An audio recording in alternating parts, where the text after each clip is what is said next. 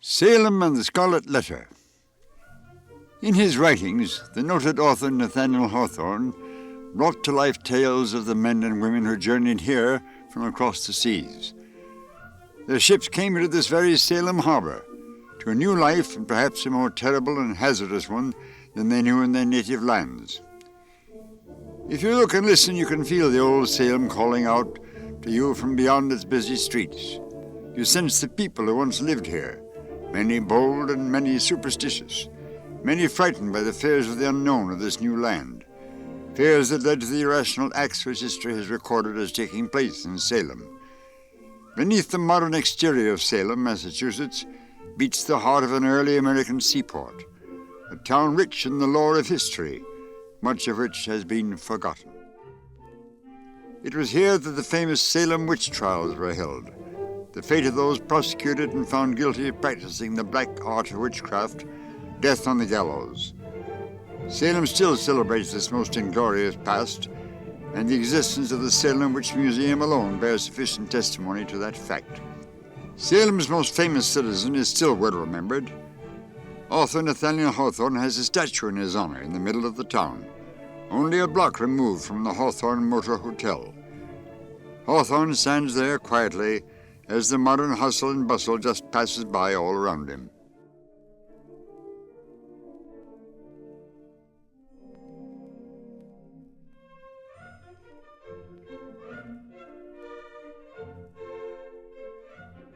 Hawthorne's birthplace has been preserved, amidst other relics of the past, which cast their ghostly shadows over the modern lifestyles they contrast with. Hawthorne himself felt the presence of the history around him. He wrote, "This old town of Salem possesses a hold on my affections, the force of which I've never realized during the seasons of my actual residence here. The figure of that first ancestor, grave, bearded, sable-cloaked, who came so early with his Bible and his sword. He was a ruler in the church. He had all the puritanic traits, both good and evil.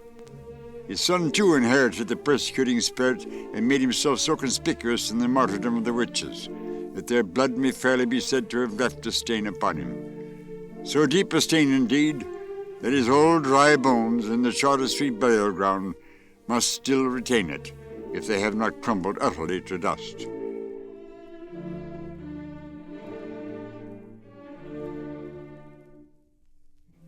I know not whether these ancestors of mine bethought themselves to repent and ask pardon of the heaven for their cruelties, or whether they are now groaning under the heavy consequences of them in another state of being. Hawthorne's work brought worldwide attention to Salem. In fact, the strange stories he told were in part inspired by his own family's history. In 1692, Judge John Hawthorne, an ancestor of Nathaniel's, presided over witchcraft trials which sent many innocent people to their deaths. The House of the Seven Gables, published in 1851, was based on the existence of a real house owned by Hawthorne's cousin, which still stands today. Hawthorne wrote, "The old pension house, otherwise known as the House of the Seven Gables, bore the humbler appellation of Maule's Lane, from the name of the original occupant of the soil. Old Matthew Maule, in a word, was executed for the crime of witchcraft.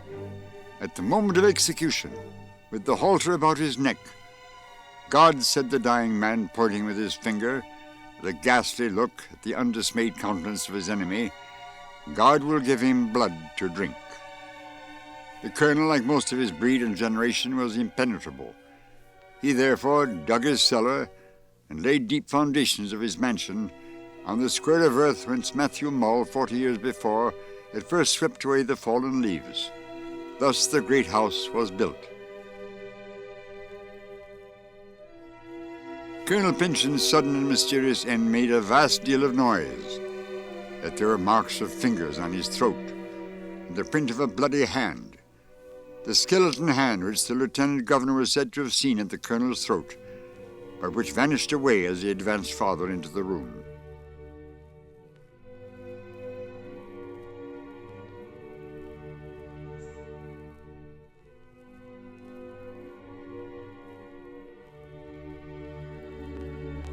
Salem's old waterfront is a National Historical Site.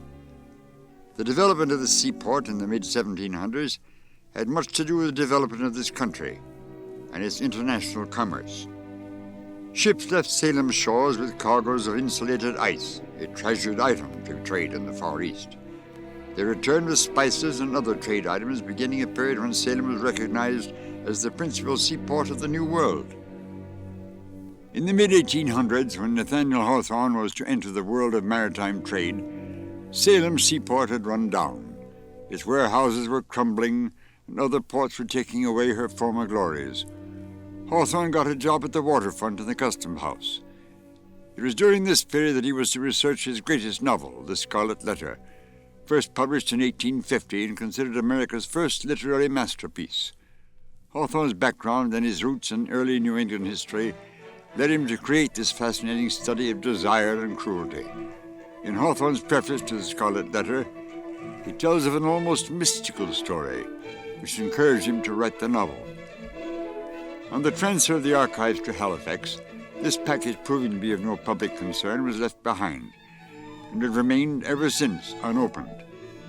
The object that most drew my attention in the mysterious package was a certain affair of fine red cloth, much worn and faded.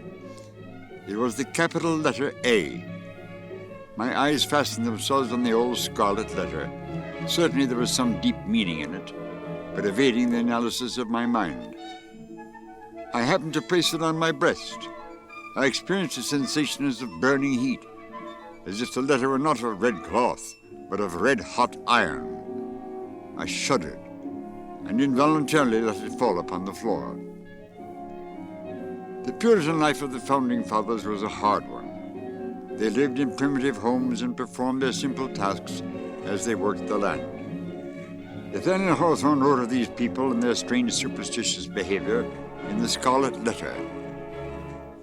He gathered here and there an herb or grubbed up a root and put it in the basket on his arm. Hester gazed after him a little while, looking with a half-fantastic curiosity to see whether the tender grass of early spring would not be blighted beneath him and show the wavering track of his footsteps. She wondered what sort of herbs they were, which the old man was so sedulous to gather. Would not the earth, quickened to an evil purpose by the sympathy of his eye, greet him with poisonous shrubs, a species hitherto unknown, that would start up under his fingers? Or might it suffice him that every wholesome growth should be converted into something deleterious and malignant at his touch?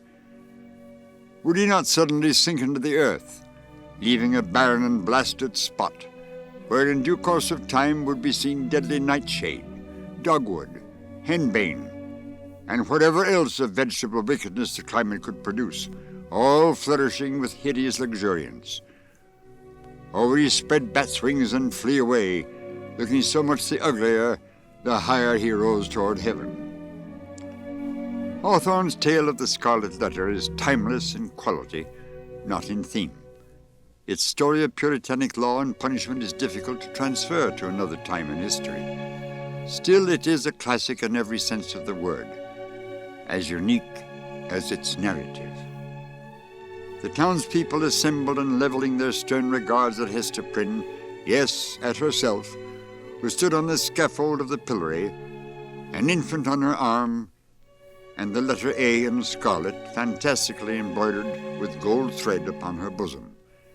She turned her eyes downward at the Scarlet Letter, and even touched it with her finger, to assure herself that the infant and the shame were real.